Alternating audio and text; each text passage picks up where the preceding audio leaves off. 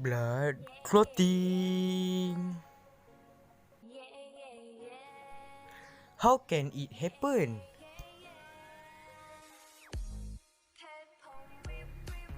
It can occur when part of our skin are injured and bleed. For example,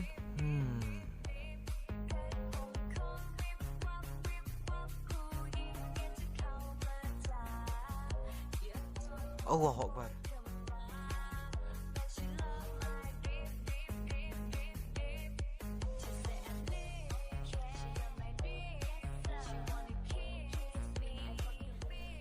What is the function of blood clotting on the wound? Blood clotting will stop or minimize the loss of blood on the injured blood vessel. Second, prevent microorganisms such as bacteria from entering the bloodstream through the damaged blood vessel.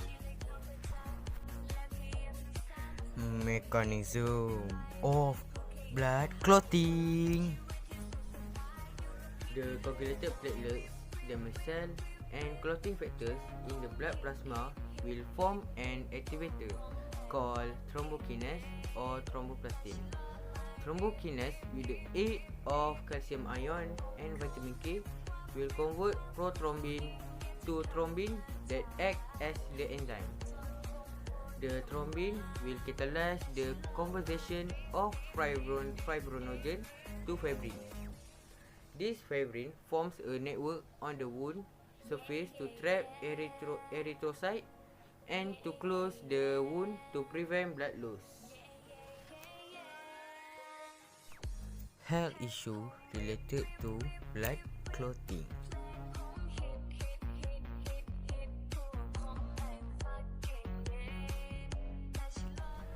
Hemophilia is a hereditary illness caused by the lack of certain clotting factors in the blood. Excess bleeding due to small wounds or bruises can result in death.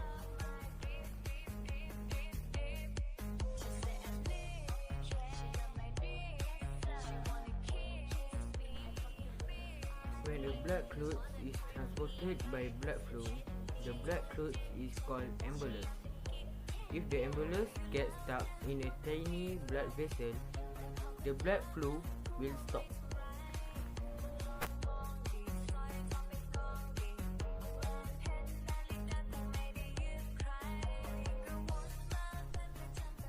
Thrombosis happens as a result of damage in blood vessels or sluggish blood flow that cause clotting factors to accumulate.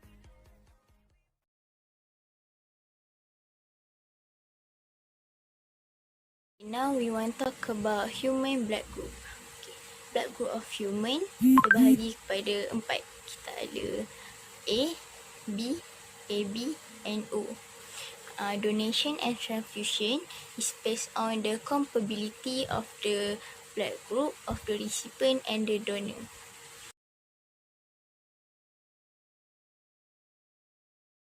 Ini kerana penerima ada antibody kat dalam dia punya blood serum yang akan act against the antigen in the red blood cell of the donor. Okey, sekarang kita tengok dekat antigen dengan antibody of the blood group. For the blood group A, dia punya antigen A, and antibody dia anti-B. B, antigen dia antigen B.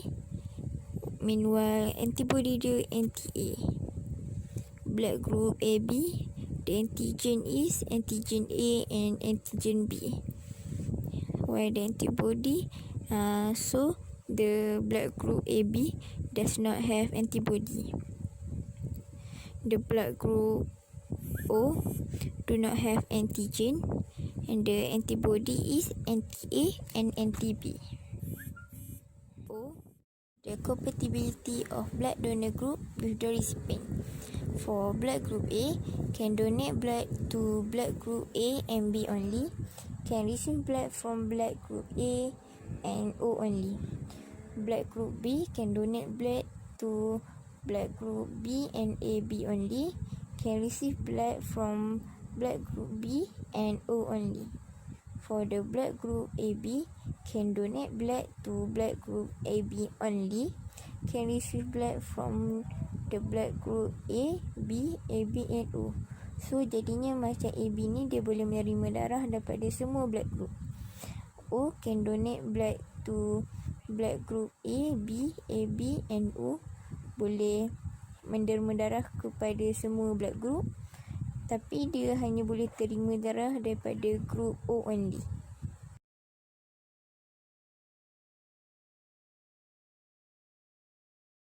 Ada antigen found on the surface of red blood cell called rhesus factor. Darah yang mempunyai rhesus factor ataupun antigen D dipanggil rhesus positif, manakala darah yang tak ada antigen D ataupun rhesus factor dipanggil rhesus negatif.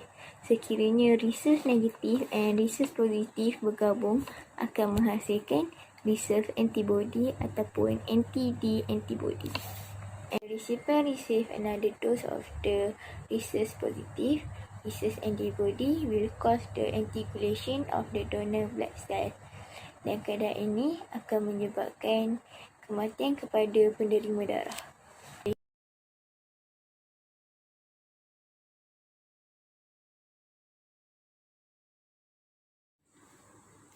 Pregnancy and the rhesus factor.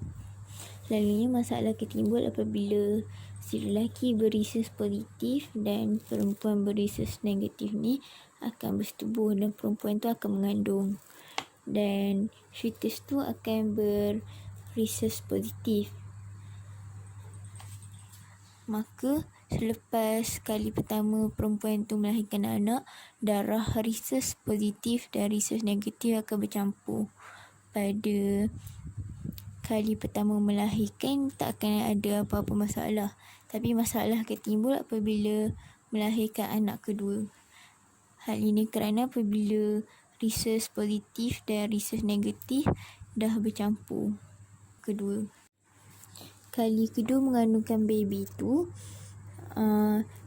they are present in the mother's blood across the placenta dan akan destroy baby punya red blood cell. Symptom of the disease are called erythroblastosis fetalis. Anak kedua ni mungkin akan mati sekiranya darah tu tak diganti dengan rhesus negatif through the blood transfusion. Sekiranya parent tu bernasib baik, baby tu akan hanya mengalami anemia ataupun mental retardation sahaja. However, this problem can now be addressed by treating the affected mother with anti-rhesus globulin after the first pregnancy untuk memberhentikan formation of anti-D antibodies.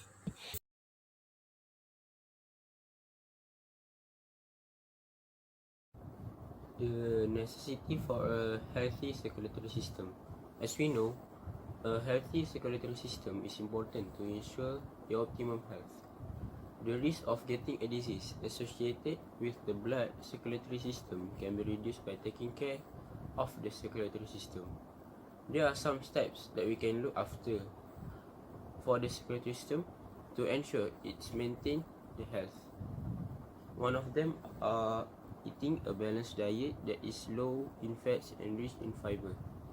Besides, we can exercising regularly.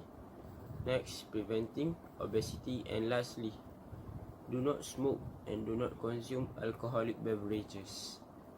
It can give a lot of bad effect to our circulatory system. We are going to talk about the cardiovascular disease. Did you know that cardiovascular disease are the leading cause of death in our country? Cardiovascular disease encompass disease associated with the heart and blood circulatory system, such as atherosclerosis, arteriosclerosis, angina, hypertension, myocardial infarction, or we call heart attack, and stroke. Atherosclerosis is the formation of deposition of plaque on the inner walls of arteries. Plaque consists of cholesterol, fats, dead muscle tissues, and coagulated platelets.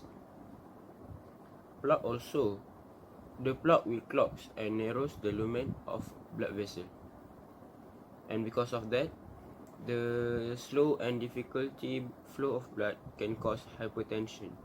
Hypertension causes tiny arteries to rupture, and this can lead to a stroke if this happens in the brain. Stroke can be caused by a blood clot or thrombus or an embolus that blocks the flow of blood in the brain. Next, we are going to talk about arteriosclerosis. Arteriosclerosis is the precursor for arteriosclerosis. Arteriosclerosis forms when calcium deposits on plaque, causing the arteries to harden and lose their elasticity. If the lumen of the artery that narrows is the coronary artery, which is artery in the heart, the lack of oxygen supply to the heart muscle will cause angina, which is pain in the chest area. And if the artery is completely clogged by plaque or blood clots, which is coronary thrombosis, myocardial infarction or heart attack will occur to the patient.